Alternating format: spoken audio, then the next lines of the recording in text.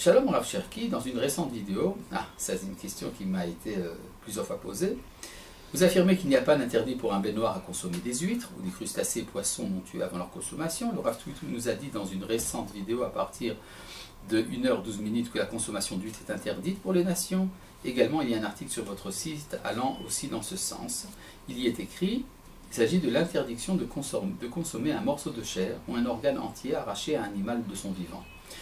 Cela inclut évidemment l'animal vivant dans son entier, par exemple la consommation des huîtres ou celle du homard qui est encore vivant et mis à cuire dans l'eau bouillante. Dans une autre réponse du site, nous lisons également au niveau alimentaire, est-il permis de manger des huîtres et des crustacés?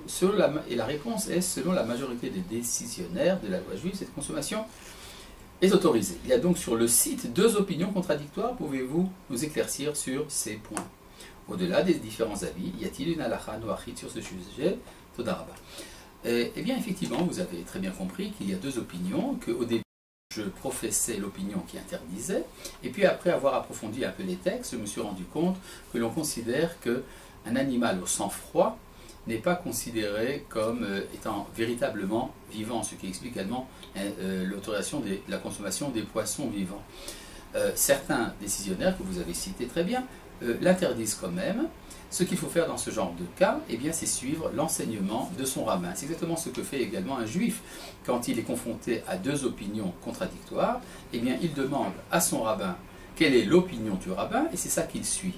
Donc si vous avez un maître, vous pouvez le suivre. Si vous interdit, c'est interdit. Si vous le permet, c'est permis. Et si vous n'avez pas de maître, eh bien, vous choisissez l'opinion qui vous semble la meilleure.